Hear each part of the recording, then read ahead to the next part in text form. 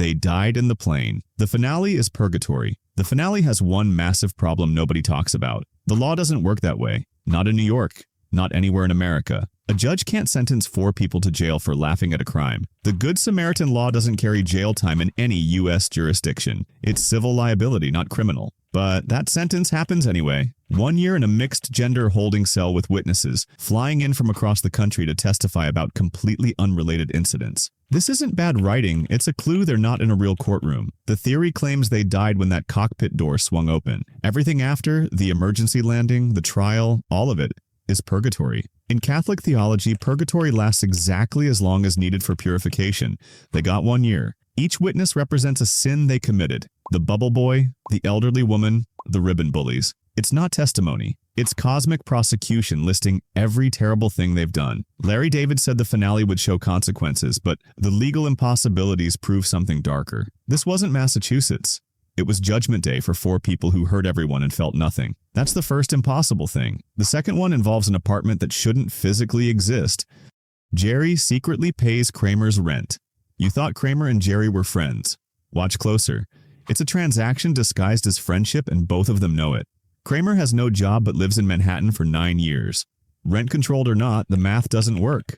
Someone's paying, and that someone is Jerry. Every time Kramer pitches an idea, watch Jerry's hand. He reaches for his wallet or cuts the conversation short. It's not generosity, it's payment for services rendered.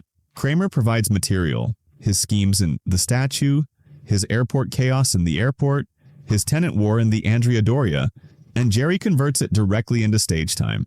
The building's landlord tolerates Kramer's violations, sublets, and property damage, because Jerry covers it quietly. Kramer isn't freeloading. He's an unpaid content generator, and Jerry's built a career monetizing his neighbor's disasters. The fridge raids aren't theft, they're compensation. This explains why Jerry complains but never actually evicts him. He can't. Kramer is his most valuable asset. The entire friendship runs on exploitation, and the tragedy is neither of them will admit it. Speaking of people with secret jobs, Newman's postal career is not what it seems. Newman is a professional fixer. Newman isn't just a mailman. He might be using the postal service as cover for something much darker. In The Maid, Newman gets jokingly referred to in connection with cleaning services, but his behavior throughout the series suggests something more sinister. His obsession with the son of Sam's serial killer goes beyond casual interest. He studies criminal methodology with unusual focus. When he scales a tree in The Bookman with tactical precision, that's not typical mailman athleticism. That's training. His compulsive mail hoarding isn't random mental illness. It's strategic intelligence collection. Every envelope he keeps contains potential leverage, financial records, medical histories, legal documents, personal correspondence waiting to be exploited. The postal job provides perfect cover. The mail carriers access every building, every floor, every neighborhood without raising suspicion. His route doubles as surveillance while his government position offers bureaucratic protection. Newman's hatred of Jerry makes strategic sense. Jerry represents unpredictable chaos threatening someone who operates in controlled shadows. The elaborate schemes with Kramer, black market operations, mail truck heists, interstate bottle deposit fraud, these require serious underworld connections and organizational skill. Newman's real work might happen in the margins between mail deliveries, handling problems for people who can't approach authorities. But Newman's secrets are nothing compared to what the Costanza family is hiding. George's brother killed himself. There's someone missing from every Costanza family scene, and nobody mentions him. George had a brother. He explicitly references him twice in Season 3, in The Suicide and The Parking Space, then never again, not once. For 6 more seasons, this brother completely vanishes from the show's reality. The theory? Suicide. And the family buried the trauma under their typical screaming dysfunction. Watch The Suicide when the topic comes up. George's reaction isn't played for laughs, it's physical discomfort, visceral avoidance. Look at how Frank and Estelle treat George throughout the series. Their hostility goes beyond normal parental disappointment. They're punishing him for surviving when the other son didn't.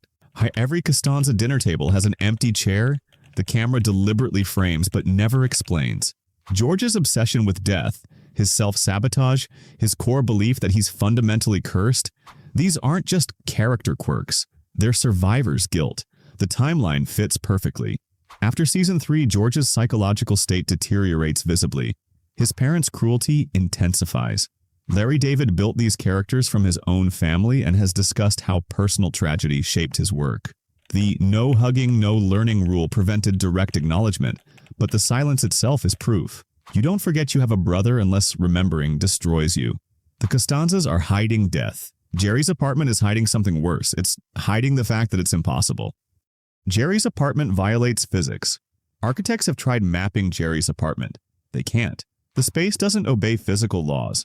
Based on exterior shots of the building, the hallway outside Jerry's door would need to run directly through his kitchen. The bedroom shifts locations between episodes, sometimes extending beyond the building's actual footprint into midair. The interior layout constantly changes. In some episodes, the bedroom is accessible from one direction. In others, it's completely repositioned. The kitchen window overlooks different streets depending on which season you're watching. Alley views suddenly become direct street traffic that contradicts the building's actual orientation. Set designer Tom Azzari admitted in a 2003 interview they rebuilt the apartment 6 times across 9 seasons, assuming viewers wouldn't notice the changes. But fans documented every shift. This isn't sloppy continuity. It happens too deliberately too often. The apartment morphs because it exists outside normal reality.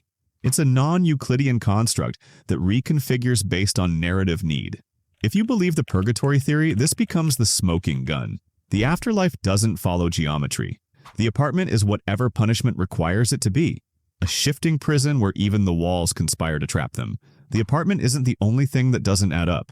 Kramer's finances have a much darker explanation. Kramer is a widower living on inheritance. Everyone asked how Kramer survives financially. The answer is darker than the drug dealer theory. He's spending dead money. Look at Kramer's apartment carefully. Feminine decorative touches he never explains. Furniture choices that contradict his chaotic bachelor aesthetic. Domestic details suggesting someone else once lived there. His emotional reactions to relationships in The Engagement and The Foundation reveal someone carrying profound loss, not just avoiding commitment. And Kramer demonstrates weirdly specific knowledge about estate law, probate processes, trust fund management, information no broke eccentric should possess unless they've navigated the system personally. His schemes aren't about making money. He's financially secure from inheritance. They're grief therapy and elaborate distractions designed to fill hours that would otherwise force him to confront who's missing. The vintage clothing, the pipe, the scattered antiques, these are remnants of a life he shared with someone who's gone. This explains why he never discusses his past, why he clings to Jerry's friendship with desperate intensity, why he sabotages every potential relationship. He's not afraid of commitment. He's already committed to someone who can't come back. The inheritance eventually depletes, which explains his rare money panic in later seasons when the buffer finally hits zero. Kramer's tragedy is private, but the next theory suggests the entire group is living a lie about who they really are. Bizarro Jerry proves they're the actual freaks. What if the Bizarro episode got it backwards? What if Kevin's group is normal and Jerry's crew are the freaks?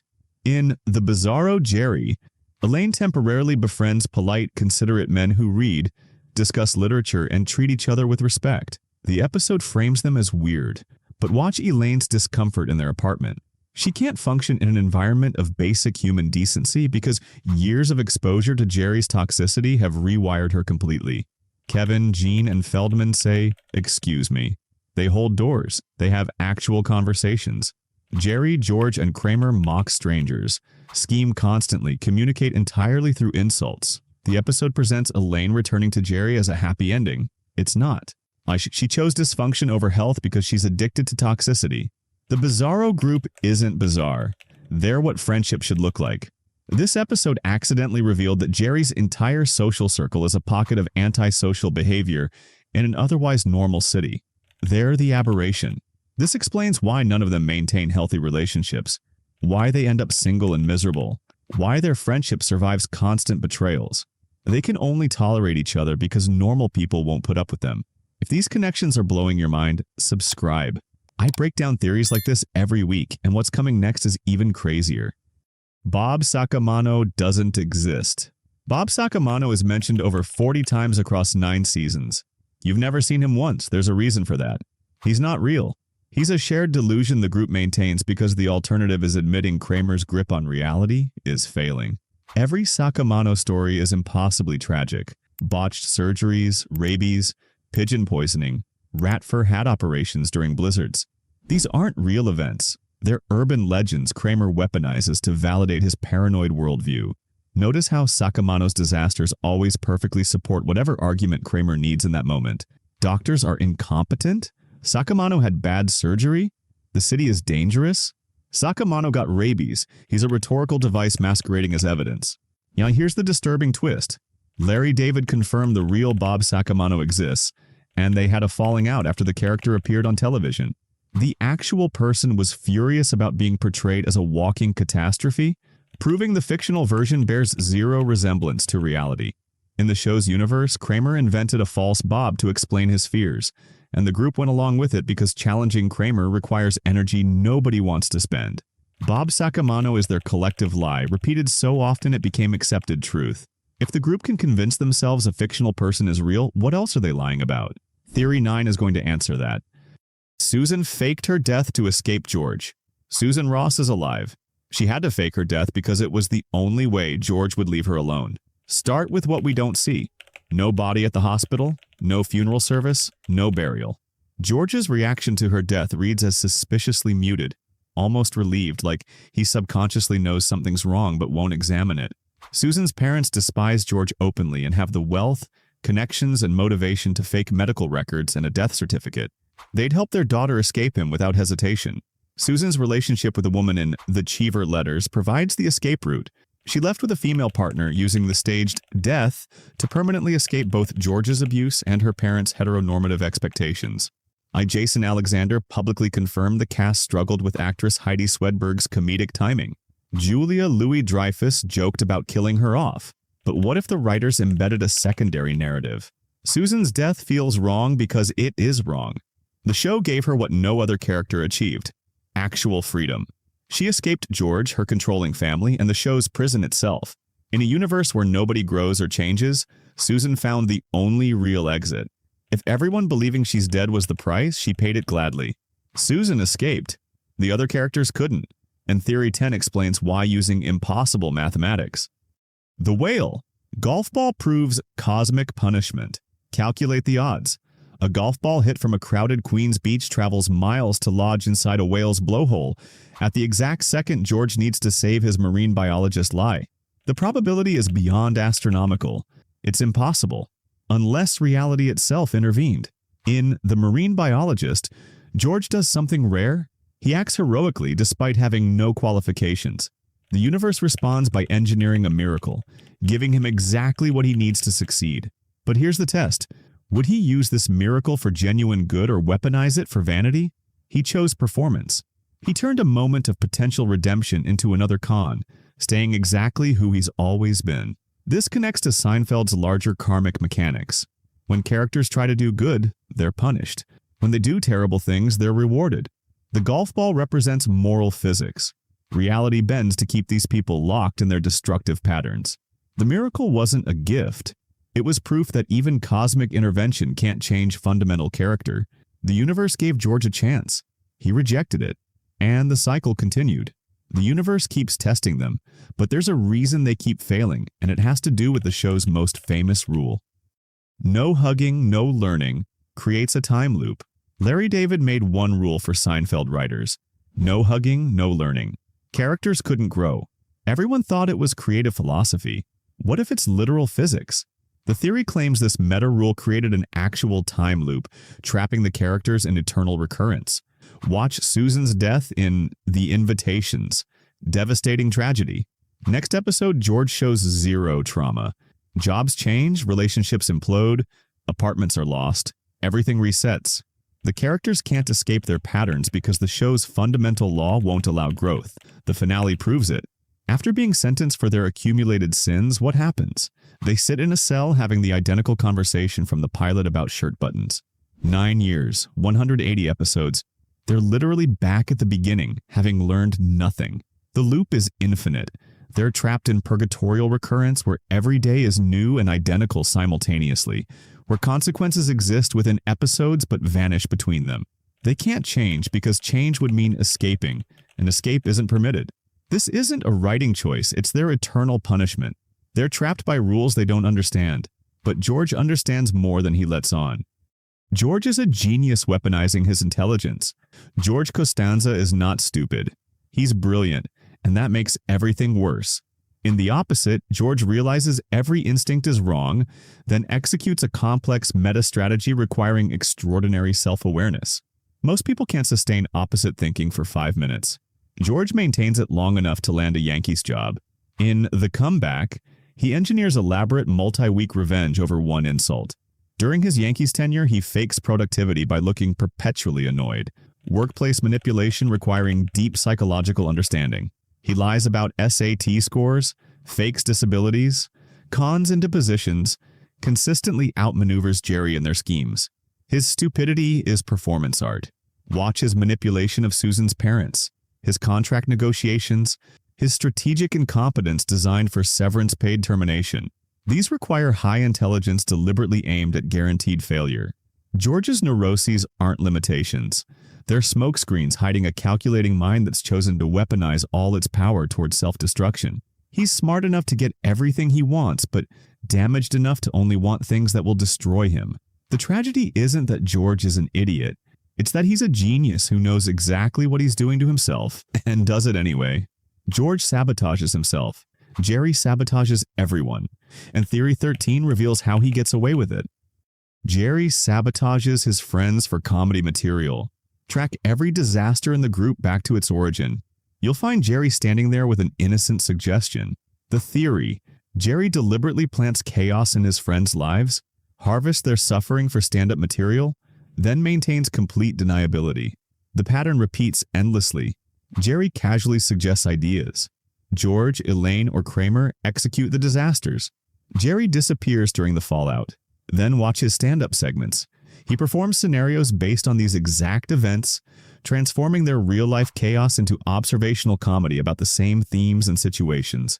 Jerry's even Steven philosophy from The Stroke reveals the system. Good and bad balance for him because he's positioned outside the chaos he creates. His apartment serves as the scheme incubator, but Jerry rarely participates in execution. He observes, suggests, harvests. The finale destroys this protection for the first time. Jerry faces actual consequences alongside his victims, and his visible shock throughout the trial suggests genuine surprise.